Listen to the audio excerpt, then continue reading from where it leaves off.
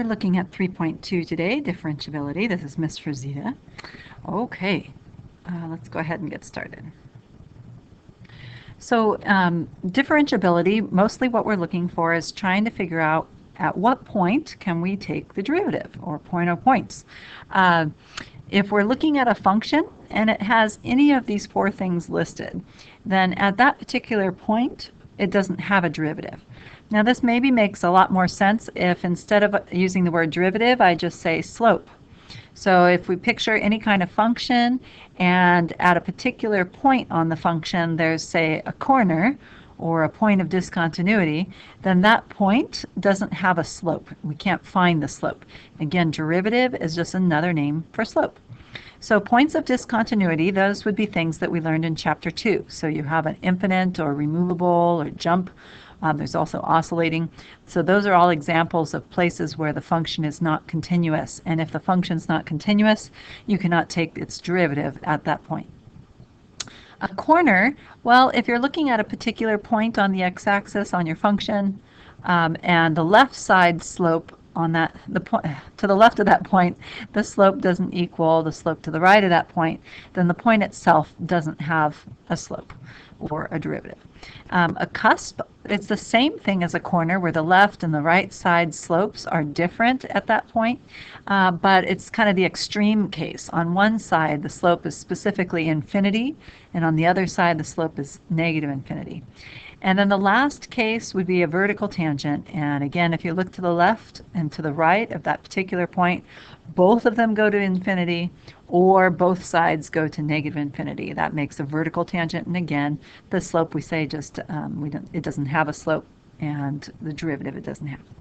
Okay, so when I'm looking at the bottom here, let me move this little thing out of the way. It says most functions we're dealing with are differentiable everywhere they are defined, such as polynomials and rational functions and trigonometric functions, logs. So I guess one thing that you want to be thinking about is here in the early stages of derivatives, 3.2, we're kind of covering our bases, saying, okay, I know that not all functions are differentiable, or not all functions can we find derivatives. Most of the time we can, but let's just keep an eye out for any time we have some sort of function that kind of is weird, like it meets one of these four conditions.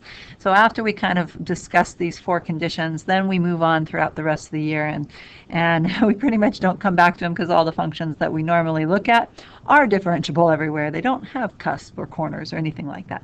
So it's kind of just, hey, look out for these things. If you happen to see them throughout the year, just remember, oh, no derivative at that point. Okay, so I did go ahead and put in a couple graphs so that you could see what these things physically look like. For starters, the vertical tangent. So here's an example of an equation. Y equals x to the 1/3, or the cubed root of x. I know x cubed is a function that kind of starts at the origin and goes up like this, and then in the other quadrant kind of goes down like that. So this is the inverse of y equals x cubed. Right, it's x equals y cubed, if you will. So when x and y trade places, it flips over the line y equals x. So if you can kind of picture your cubic function flipping over the line y equals x, it would come this way.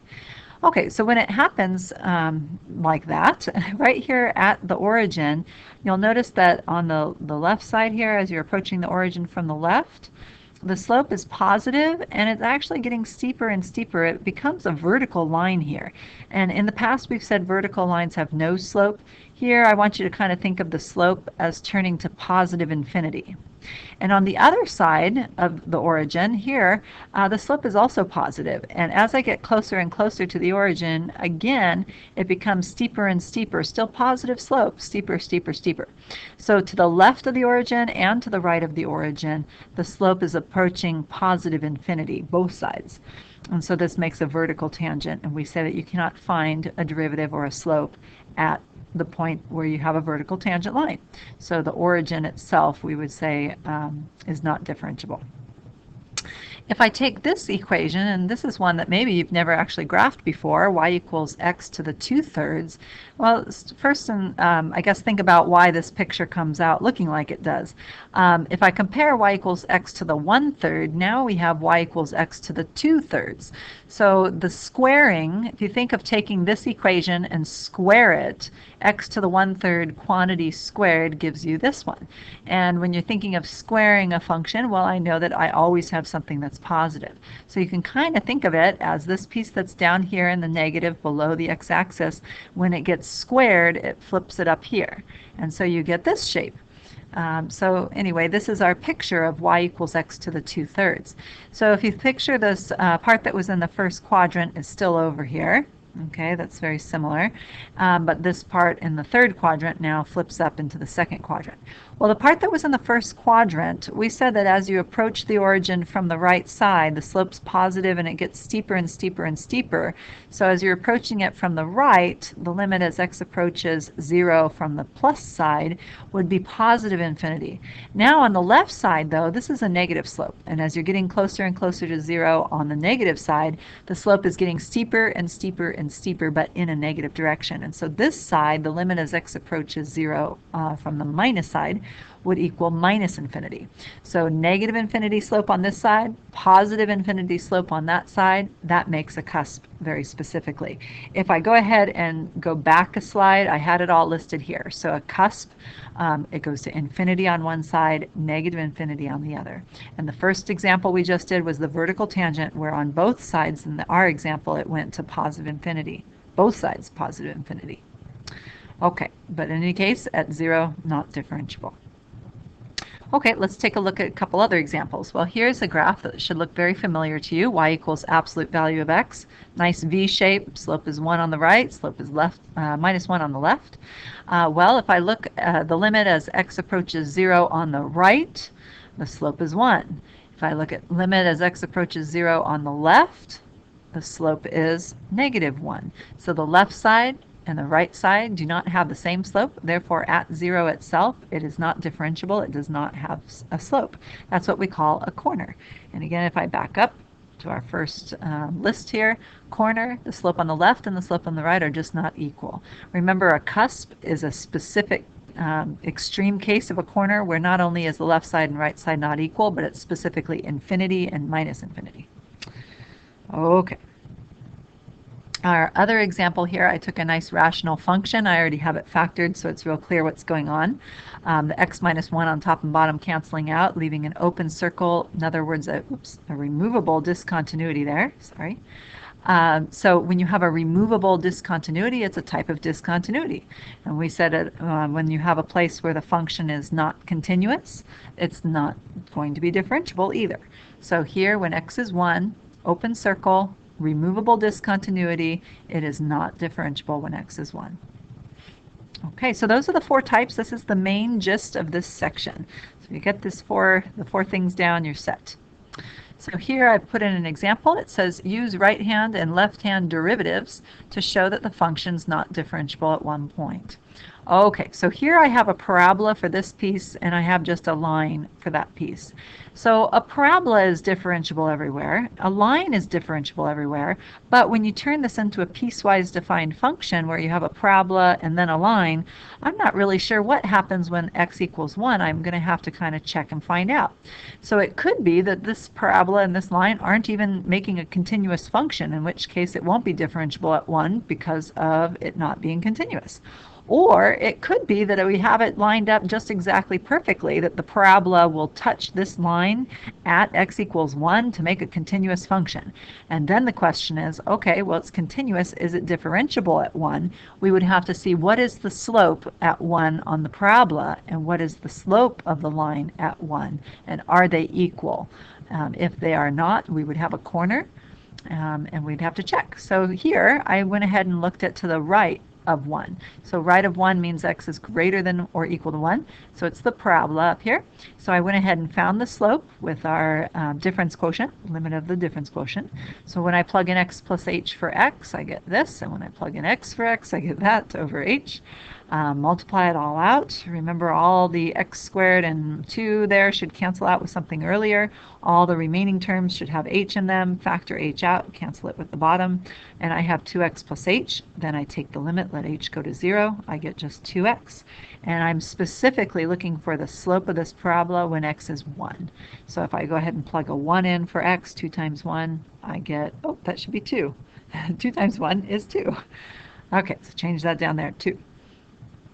Here on the other side of x leaning to the left of it, when x is less than 1, I have this equation, y equals negative x. That's just a line. I don't need to do this whole complicated slope formula to figure out what the slope of a line is. The slope is negative 1. So here the slope is minus 1 to the left side. So when I compare the right side to the left side, the slopes are not equal, and therefore the function is not differentiable when x is 1. Okay, again, this should be a 2. Sorry about the typo. Okay, so something to kind of think about. You know that if a function has a discontinuity of some sort, there's no way you can find the derivative at that point.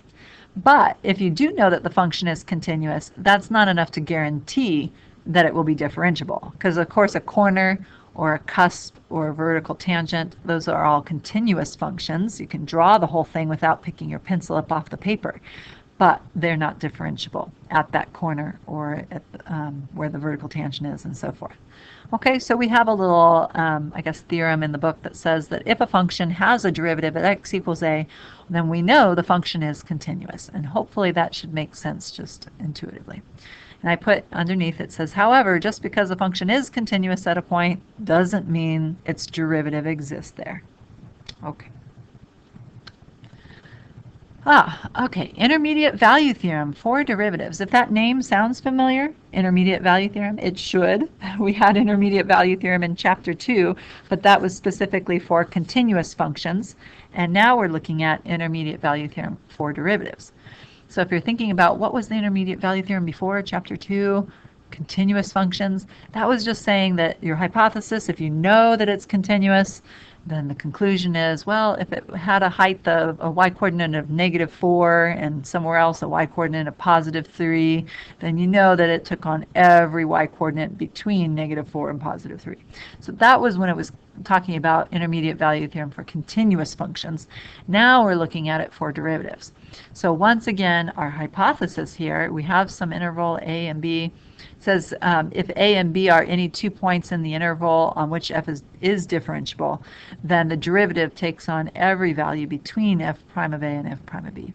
So again, we would have to know that our function is differentiable on the interval, and if it is, then if there's somewhere that has a slope of, let's say, 2 and somewhere else that has a slope of 4, then we know that in between there must have been a slope of 3. It has to be nice and gradual changing slope if it's differentiable everywhere.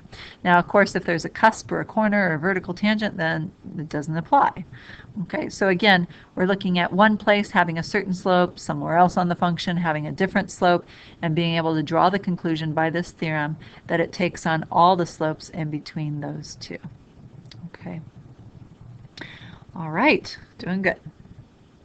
My last slide here, I started putting all of this directions into the PowerPoint, and I thought, you know what, this is just going to make a lot more sense if you bring your calculator to class tomorrow and we just do it together.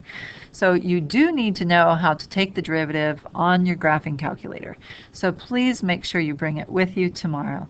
And also, since this is the first time that we've really, hopefully everybody has a calculator, we've really done an activity on the graphing calculator with calculus. I would just put in the little clause there. Don't forget to put your name on your calculator. These are expensive, and every year I have about maybe 3 kids throughout the year that lose their calculator and never find them. Please put your name on them. Permanent marker, something that can't be peeled off. Okay, so come tomorrow, be prepared. And that's it. Thank you.